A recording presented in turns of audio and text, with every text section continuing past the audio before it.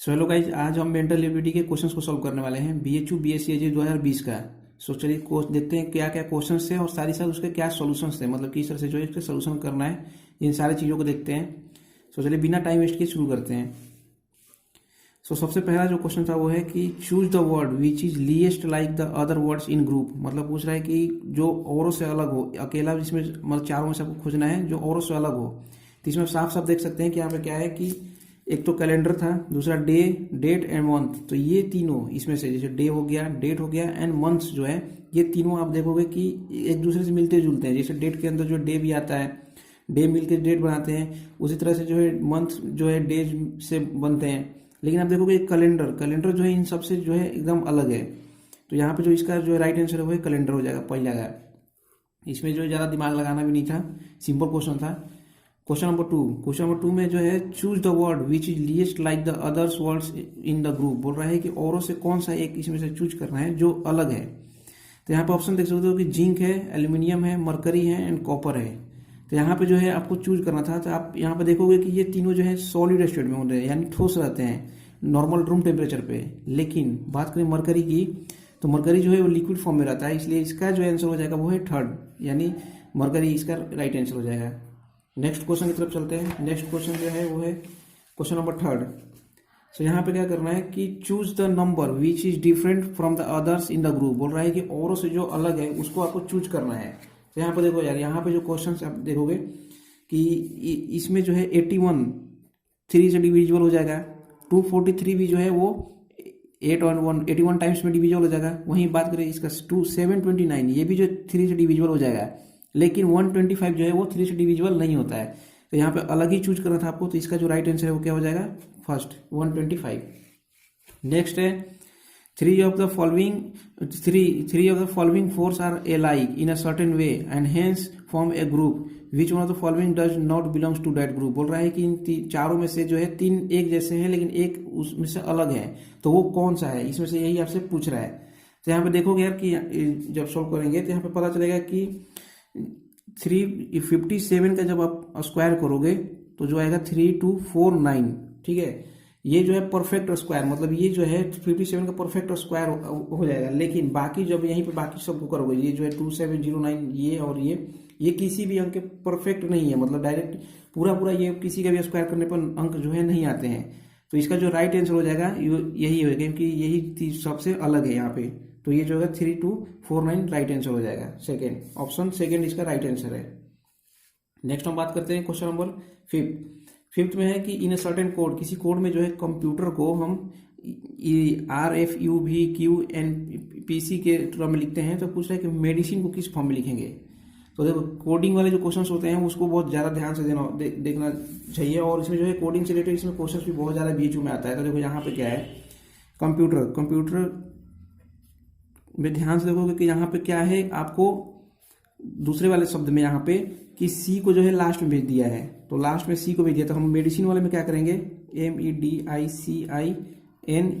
ठीक है, अब क्या करेंगे, हम यहाँ पे लास्ट में एम को भेज देंगे। ठीक, नेक्स्ट देखोगे कि सी और आर जो है सबसे पहले कर दिया है इसमें, तो आर को हम क्या करेंगे, उसी तरह से एम को हम यहाँ पे एम था, ई था, ई को क्या करेंगे सबसे पहले कर देंगे। ठीक है, जैसे ही अब यहाँ पे करते हैं तब देखोगे बाकी सब को देखोगे, ई के बाद क्या था, ई के बाद क्या जस्ट आता है एफ। तो पहला तो बदल दिए, पहला नहीं बदला था, लेकिन दूसरा देखोगे ई के बाद क्या हो गया, एफ, एक टर्म बढ़ा दिए। फिर ई हो गया, फिर टी के बाद क्या हो जाएगा यू, फिर यू के बाद वी, फिर पी से जस्ट बाद क्या आता है क्यू, फिर पी हो गया, एम के बाद एन, ओ के बाद पी।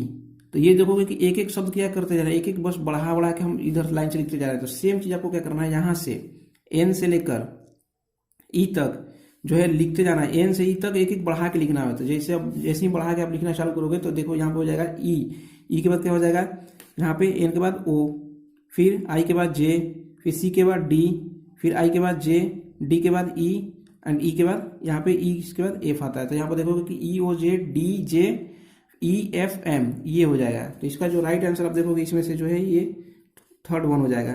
तो थर्ड जो इसका राइट आंसर था, इस तरह से इसको सॉल्व करेंगे।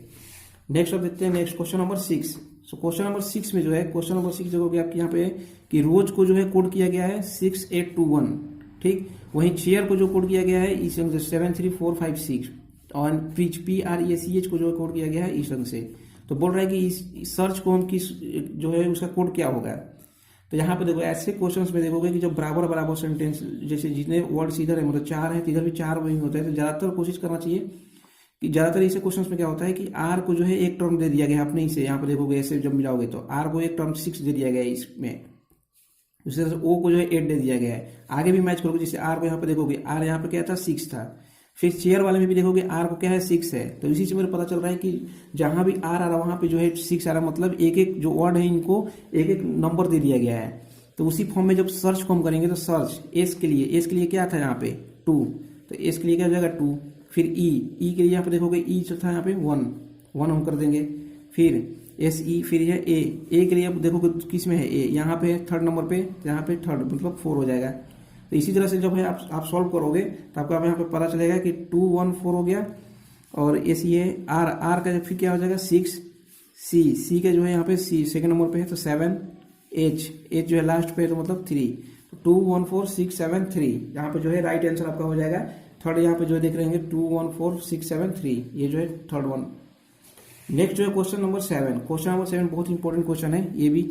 यहाँ पे देखोगे जेड का वैल्यू जो है दिया हुआ है यहाँ पे कि जेड का जो है वैल्यू वो 2197 है, वहीं आर का वैल्यू जो है 729 है। तो पूछ रहा है कि इसी फॉर्म में जो है इसी कोडिंग लैंग्वेज में जे का कितना होगा।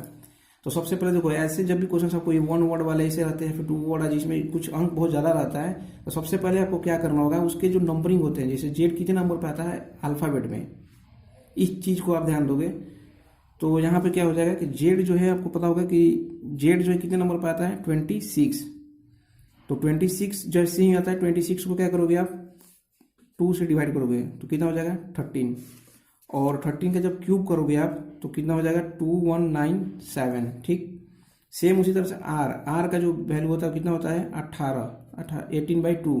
जब जैसे ही करते हैं मतलब 2 से डिवाइड करते हैं तो कितना हो जाएगा 9, और 9 का जब आप क्यूब करोगे तो हो जाएगा ये 7 2 9। तो उसी तरह से जो है जे का पूछ रहा था, जे कितने नंबर पर आता है 10/2 हम करेंगे यहाँ पे 10/2 मतलब 5 का हमको क्या करना होता है क्यूब यहाँ पे करना है इस कोडिंग में। तो 5 का क्यूब कितना हो जाएगा 25 × 5 मतलब 125। तो इसका जो है राइट आंसर आप देखोगे सेकेंड वन हो जाएगा, 7 का जो है सेकेंड राइट आंसर हो जाएगा। नेक्स्ट क्वेश्चन पूछ रहा है आपसे कि which of the following diagram indicates the best relationship between females doctors and patients. बोल रहा है कि फीमेल्स डॉक्टर्स एंड पेशेंट में जो है कौन सा डायग्राम जो है सही दर्शा रहा था। इसका जो राइट आंसर सी, देखो कैसे कि जो है यहाँ पे देखो यहाँ पे क्या है कि एक फीमेल जो है वो डॉक्टर हो सकती हैं और एक डॉक्टर जो है वो पेशेंट हो सकती हैं। तो ये तीनों एक दूसरे जैसे क्या है, एक पेशेंट जो है फीमेल भी हो सकती है, एक पेशेंट डॉक्टर भी हो सकती है, उसी तरह से डॉक्टर पेशेंट हो सकती हैं एंड डॉक्टर फीमेल भी हो सकती हैं। तो तीनों ही क्या है एक ही हो सकती है। देखो यहाँ पे कॉमन आ जा रहा है कि तीनों ही कॉमन हो सकती हैं, तो ये जो है राइट आंसर हो जाएगा यहाँ पे। नेक्स्ट हम करते हैं क्वेश्चन नंबर 9 की तरफ।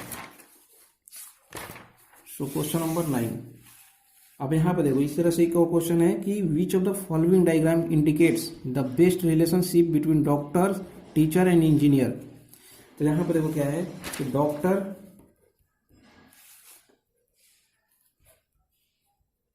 टीचर एंड इंजीनियर के बीच में। तो देखो यहाँ पे सबसे पहला देखो क्या है कि टीचर जो है कि डॉक्टर हो सकता है, टीचर जो है इंजीनियर भी हो सकता है, लेकिन डॉक्टर कभी भी इंजीनियर नहीं हो सकता है, या फिर इंजीनियर जो है डॉक्टर नहीं हो सकता है। क्यों?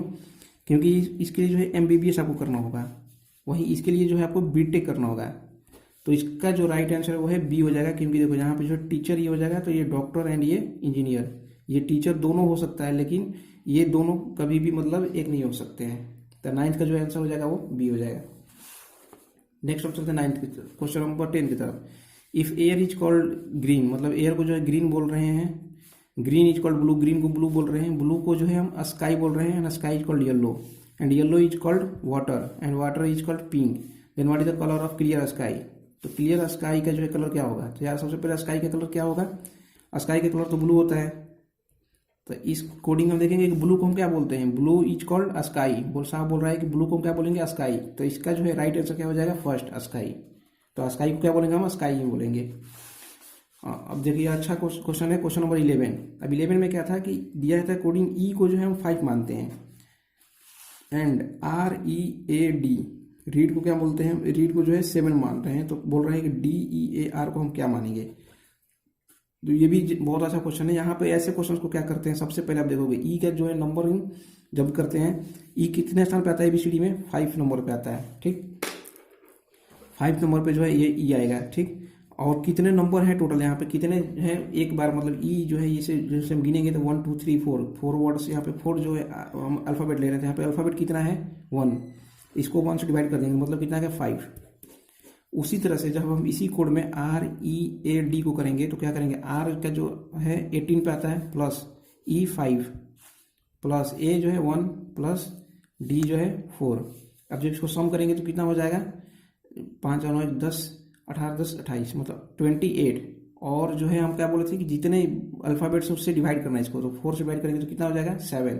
तो यहाँ पर दिया भी है कि रीड को क्या कर रहे हैं हम 7 लिख रहे हैं, तो उसी में कोडिंग बोल रहे हैं DEAR, डी को हम क्या लिखेंगे, तो आप पहला नंबर देखो, डी यहाँ भी था, ई यहाँ भी था, ए यहाँ भी था और आर यहाँ भी था, मतलब इसका जो सम कितना आ रहा था 28, तो इसका भी सम कितना है 28 आएगा ही। और 4 इसमें भी है तो यहाँ 4 डिवाइड करोगे तो इसका भी कितना आ जाएगा आंसर 7। तो कोडिंग लैंग्वेज में इसको क्या, हम इसको भी क्या लिखेंगे 7, तो इसका जो है राइट आंसर क्या हो जाएगा 7।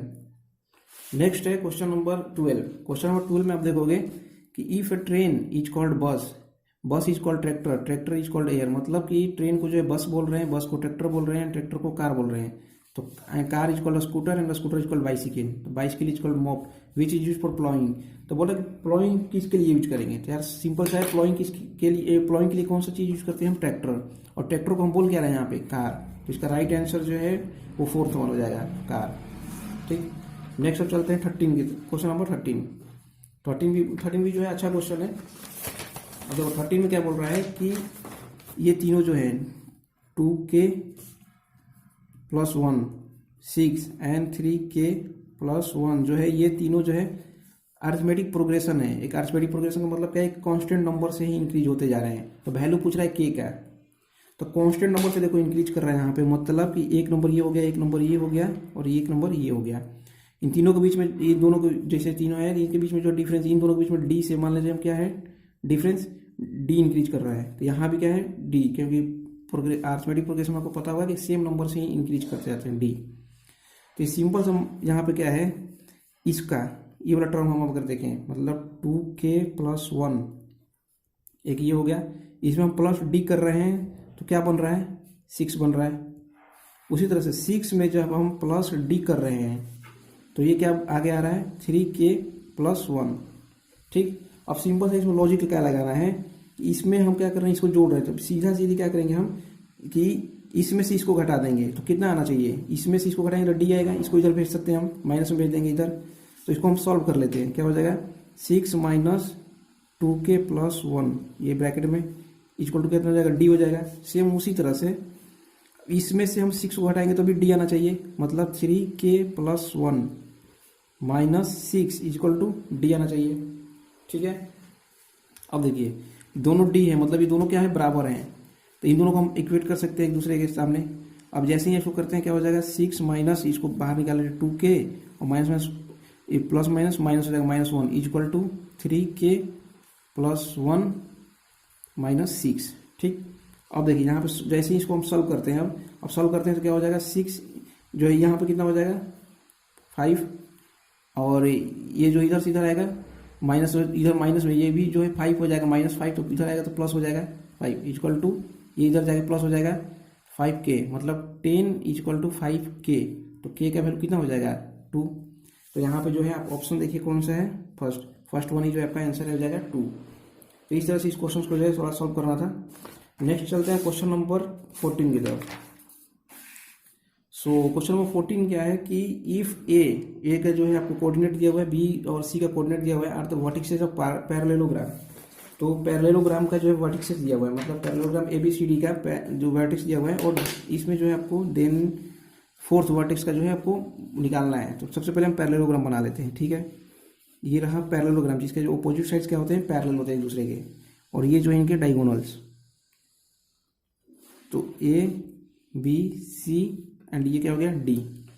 आपका कोऑर्डिनेट्स दिया हुआ है 1, 2, इसका जो है 4, 3, और इसमें जो है 6,6 और इसका नहीं दिया हुआ, मान लेते हैं हम x, y, यही हमको निकालना है। तो सबसे पहले आपको पता होगा कि जब भी इंटरसेक्ट करते हैं इनके डायगोनल्स पैरेललोग्राम में, तो कहाँ करते हैं, मीडियन पे करते हैं। मीडियन मतलब एक दूसरे को क्या है, आधा आधा काट पे डिवाइड कर देते हैं, आधा आधा डिवाइड करते हैं। तो ये जो पॉइंट है ये जो है इसका मीडियन हो गया, ठीक।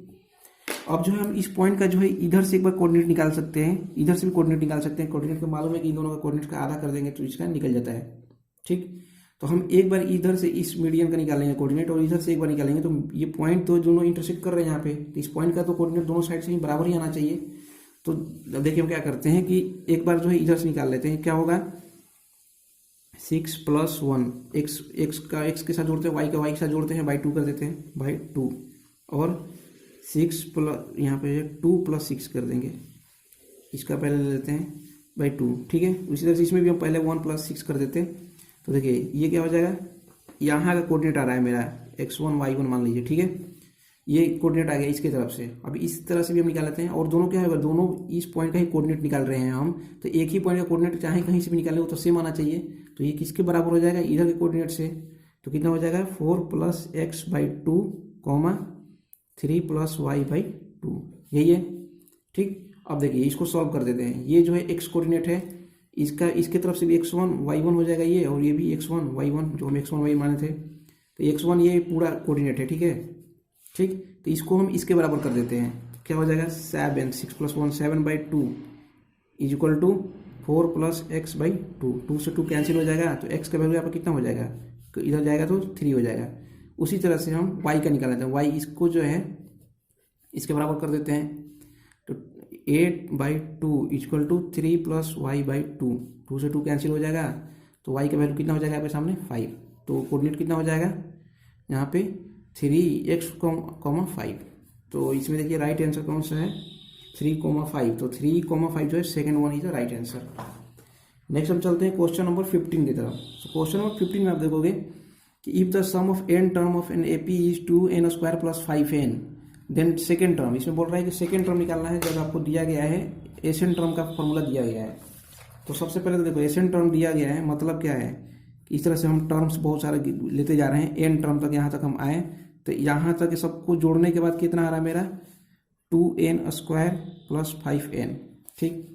तो पूछ रहा है कि मेरे से nth टर्म किसी सेकेंड टर्म का पूछ रहा है। तो सबसे पहले तो हम क्या करते हैं कि nth टर्म का निकाले, तो उसमें 2 पुट कर देंगे तो फिर सेकंड टर्म भी निकल जाएगा मेरा। तो nth टर्म के लिए क्या करेंगे, सबसे पहले मान लो कि nth टर्म तक था, तो n-1 जस्ट एक पहले n-1 टर्म का सम यहाँ तक आएगा, क्योंकि लास्ट वाला तो ये था nth वाला जो अंक था, इसको जोड़ने के बाद यहाँ तक ये आ रहा था। तो हमको ये ज्ञात करने के लिए, मतलब इसको निकालने के लिए क्या करेंगे, ये पूरे में से इसको घटा देंगे, पहले n-1 तक के सम को घटा देंगे तो nth टर्म निकल सकता है मेरे से, निकाल सकते हैं हम। तो इसके लिए क्या करेंगे, सबसे पहले इसी फॉर्मूला में हम पुट करते हैं n-1 का सम, n-1 तक का क्या करेंगे, इसी फॉर्मूला पुट करेंगे। फॉर्मूला तो वही है 2 × n-1, n की जगह पे क्या करेंगे n-1, यहाँ तक हमको बस निकालना है अभी का square plus 5 × n-1।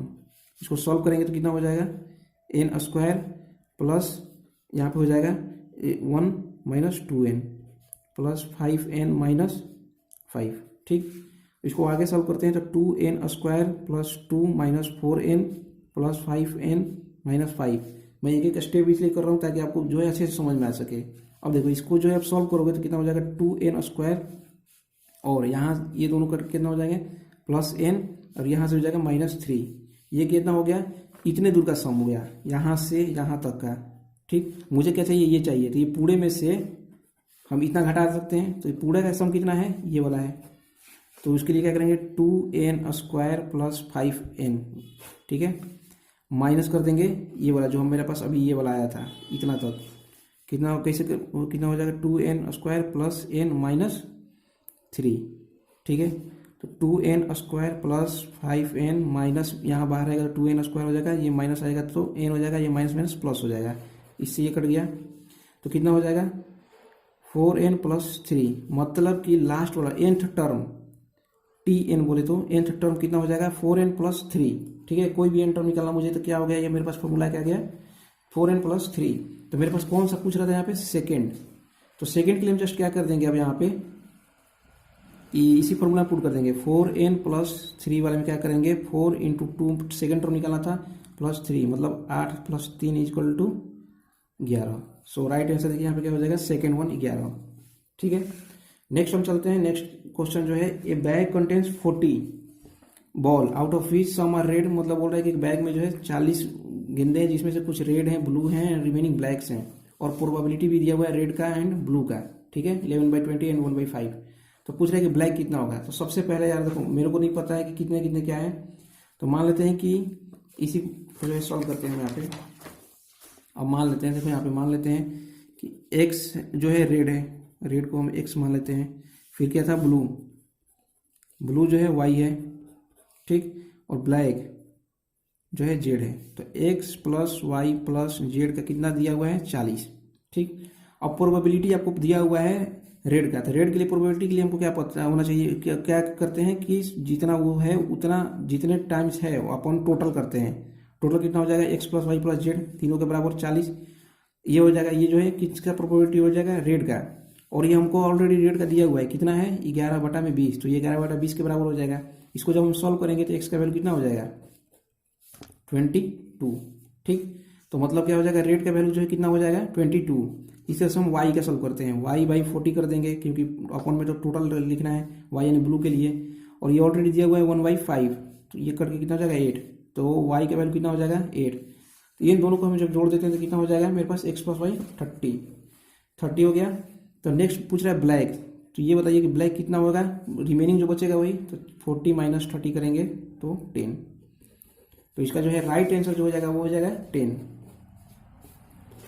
Next question है question number 17। So question number 17 में आप देखोगे कि ये series of even number of 2n terms is arrange in ascending order. तो पूछ रहा है कि द मीडियन इज, बोल रहा है कि मीडियन क्या होगा यहाँ पे। तो सबसे पहले देखो मीडियन का जो फॉर्मूला होगा यहाँ पे आपको पता होगा कि मीडियन का जो फॉर्मूला होता है 10th में पढ़े होंगे आप, n+1/2 यही फॉर्मूला होता है। अब यहाँ पे क्या बोल रहा है कि हम एन इवन और 2n टर्म तक ले जा रहे हैं, तो n की जगह पे हम क्या कर देंगे पुट करेंगे यहाँ पे 2n। जैसे ही 2n पुट करते हैं 2n/2 हो जाएगा यहाँ इस टर्म पे, प्लस 2n + 1/2 यही होगा। सॉरी यहाँ पे जो है ये फॉर्मूला यहाँ पे पूरा सड़ गया है, यहाँ ऐसे नहीं होता है, n+1/2 केवल होता है यहाँ पे। ठीक है, तो ये पूरा खींचा जाएगा, सॉरी इसके लिए मैं फिर से इसका कर देता हूँ। देखो मीडियन का जो फिर से इसको सॉल्व कर देता हूँ। मीडियन का जो फॉर्मूला होगा n/2 + n/2 + 1 होता है, जल्दबाजी में घिसा गया है। ठीक है, फिर ये हो गया। ठीक, अब देखिए यहाँ पे पुट कर देंगे n का वैल्यू हम 2n करेंगे, तो यहाँ पे क्या करेंगे हम 2n/2 + 2n/2 + 1 कर देंगे। अब यहाँ से ये कट जाएगा, इससे ये कट जाएगा, /2 अभी पूरा वाला बचा हुआ है। तो यहाँ पे जब सॉल्व करोगे लास्ट में कितना हो जाएगा nth + n+1/2 यही हुआ। तो अब ध्यान से देखो ये मीडियन है, इसको हम और क्या बोल सकते हैं, एक तरह से ये जो क्या है 2 किसी में लगाते हैं वो मीन हो जाता है, तो हम इसको और क्या बोल सकते हैं कि mean of nth and n+1 term, ये भी तो बोल सकते हैं हम यहाँ पे। तो यही देखेंगे कि आपका ऑप्शन जो है 4th नंबर में यही दिया हुआ है कि मीन ऑफ nth + n/1, तो यही n + n+1 भाई हम 2 कर सकते थे, तो ये मीन पहले इसी के लिए लिख दिया, तो ये जो है इसको आपको जो है कंफ्यूज नहीं होना है यहाँ पे। तो इसका जो राइट आंसर हो जाएगा वो 4th वन हो जाएगा। तो चलिए नेक्स्ट जो है क्वेश्चन नंबर 18। क्वेश्चन नंबर जो 18 है इसमें जो है पूछ रहा है कि in GP the first term is 2, पहला जो टर्म है 2 है, और the last term is 29 and the sum of n term is 155 दिया हुआ है सब कुछ। तो पूछ रहा है कि कॉमन डिफरेंस बताना है एपी का। ठीक है, सो चलिए सॉल्व करते हैं इसको।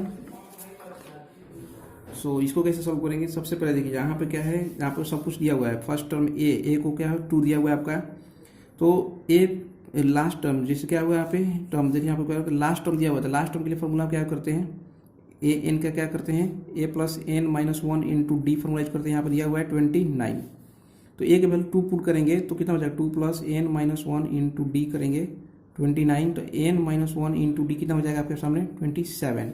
और सम भी दिया हुआ है आपके सामने, तो सम का फॉर्मूला क्या होता है n/2 into 2a plus n minus one into D, और ये दिया हुआ है 155 के बराबर। ठीक है, सब यहाँ पर देखिए अब क्या है, ये वाला टर्म हम अभी कैलकुलेट किए थे 27, तो इसको जगह पे क्या कर सकते हैं 27 से रिप्लेस कर सकते हैं, तो n/2 और 2 इंटू 2 कर देंगे, a का वैल्यू 2 है, प्लस 27 इसको 155। ठीक, यहाँ से ये जाएगा तो यहाँ मल्टीप्लीकेशन हो जाएगा, तो यहाँ पे n इंटू ये कितना हो जाएगा 4 प्लस 27 कितना हो जाएगा 31 इक्वल टू ये हो जाएगा 310। ठीक, तो 31 से ये 310 कट जाएगा तो कितना हो जाएगा 10, तो n का वैल्यू कितना आ गया आपके पास 10।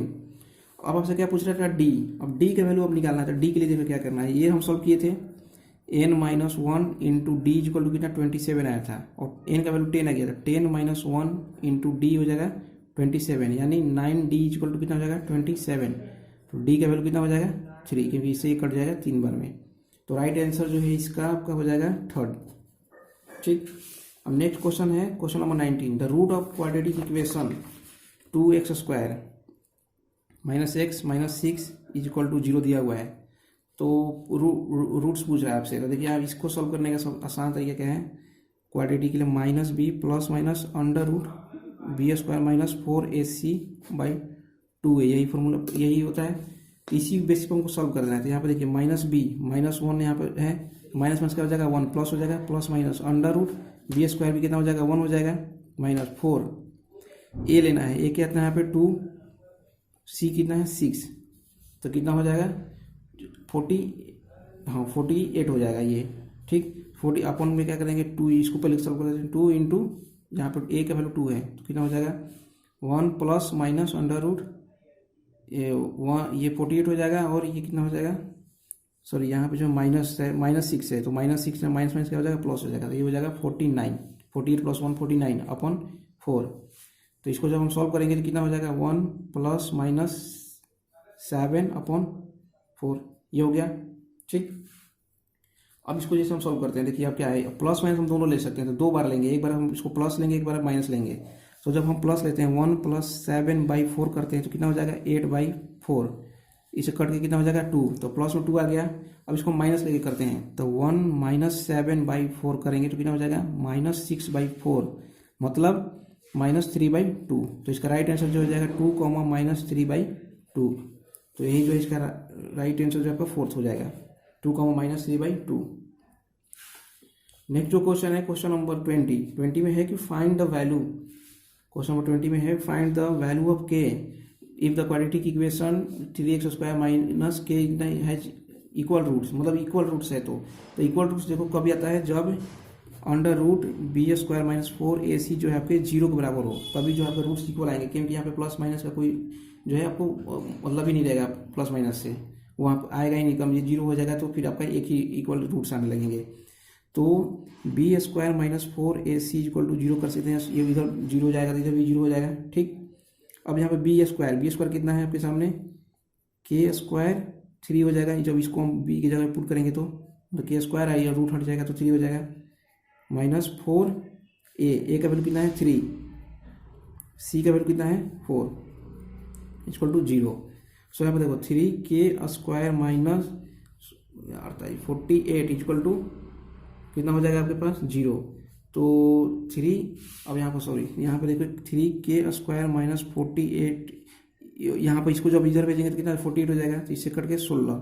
ठीक, तो k इक्वल टू क्या हो जाएगा plus minus under root plus minus 4, क्योंकि ये अंडर रूट में हो जाएगा, यहाँ से स्क्वायर हटेगा तो कितना हो जाएगा आपका आंसर प्लस माइनस 4। तो इसका जो आंसर हो जाएगा आपके सामने है ये 4 हो जाएगा प्लस माइनस 4। नेक्स्ट जो क्वेश्चन है 21, ये बहुत ही आसान क्वेश्चन है, ज़्यादा दिमाग इसमें नहीं लगाना था।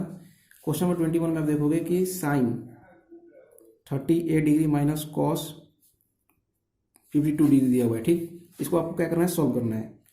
तो आपको पता होगा कि साइन 38 डिग्री माइनस इसको क्या कर सकते हैं हम, यहाँ पे कॉस है तो कॉस 52 कितना लिख सकते हैं 90 माइनस 38 भी लिख सकते हैं हम, और cos 90 minus theta equal to क्या होता है साइन थीटा। तो जैसे इसको सॉल्व करते हैं साइन 38 डिग्री माइनस फिर साइन हो जाएगा यहाँ पे, इसको जैसे चेंज करते हैं तो ये दोनों कट के कितना हो जाएगा 0। तो ये बहुत आसान क्वेश्चन था, इसका जो आंसर फर्स्ट हो जाएगा 0। नेक्स्ट जो है बहुत ही अच्छा क्वेश्चन है, इसको बोलेंगे हम। ये जो है question number 22। So question number 22 में देखिए क्या है, बोल रहा है यहाँ पे कि if two positive integers p and q are written, मतलब पी का वैल्यू जो दिया हुआ है a square b cube and q का वैल्यू दिया हुआ है ए क्यूब बी, ये दिया हुआ है। बोल रहा है कि दोनों का एलसीएम एंड एचसीएफ का प्रोडक्ट जो है किसके बराबर होगा, ये पूछ रहा है। तो यार सबसे पहले तो हम क्या करेंगे यहाँ पे, आप सबसे पहले क्या करेंगे हम यहाँ पे एलसीएम निकाल लेते हैं। एलसीएम जब भी निकालेंगे पी एंड क्यू का, तो जो है एलसीएम निकालते समय हम जब भी देखोगे यहाँ पे ए स्क्वायर बी क्यूब है और ए क्यूब बी दिया हुआ है, इसका निकालना है हमें। तो जो है कॉमन टर्म्स जो होते हैं जो है दोनों में से, उसका जो है हाईएस्ट पावर लेना होता है एलसीएम में। तो इसमें ए का हाईएस्ट पावर कितना है, क्यूब, ए क्यूब वाले ले लेंगे, और बी में कितना है, बी, ए क्यूब बी, ठीक। तो ये हो जाएगा मैक्सिमम पावर सॉरी बी का क्यूब, इसमें भी मैक्सिमम पावर क्यूब पे, ठीक है। तो बी का क्यूब हो जाएगा।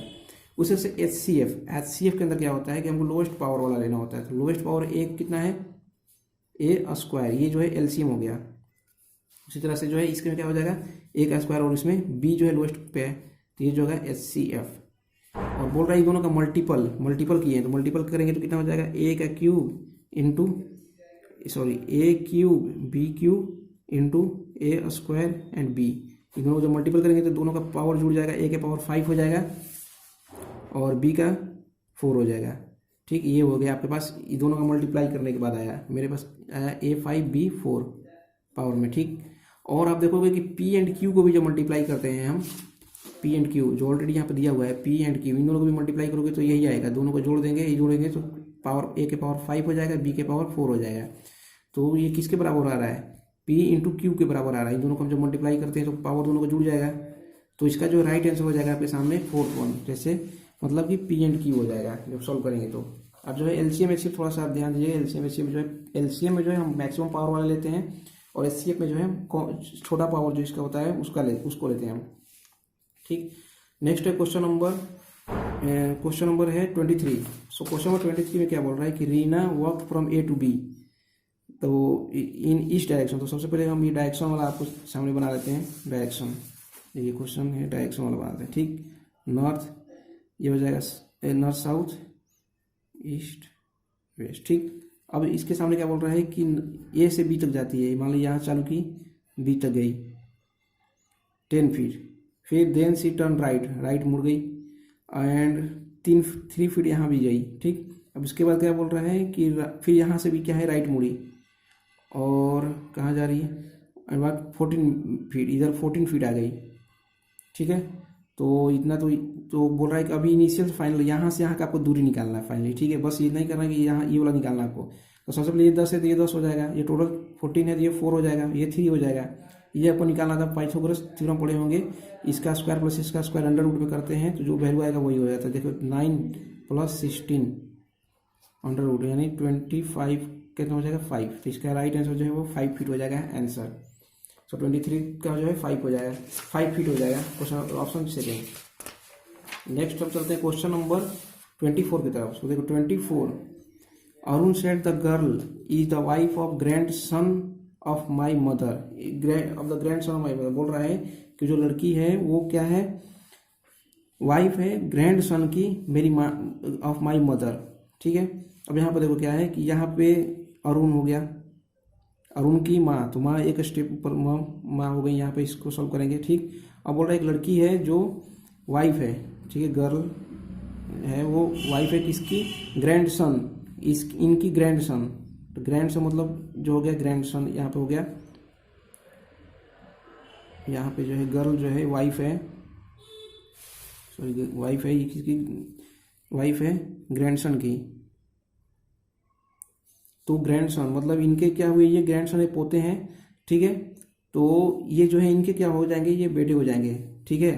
तो ये बेटे हो जाएंगे तो ये इनकी बहू हो गई हिंदी में बोले तो, ठीक है। तो ये इनके क्या लगेंगे, ये पूछा who is Arun to the girl, girl के लिए क्या हो जाएंगे, तो ये इनके जो है ससुर हो जाएंगे यानी फादर इन लॉ। तो इसका जो है राइट आंसर आप देखेंगे, ये इसका जो है सेकंड हो जाएगा। बहुत ज़्यादा भारी क्वेश्चन नहीं चाहिए। Question number 25। सो 25 अब देखते हैं, 25 में देखिए क्वेश्चन नंबर 25 है, गर्ल इज फेसिंग नॉर्थ, यहाँ फिर से हम नॉर्थ साउथ वाला बना लेते हैं, north south east and west, ठीक।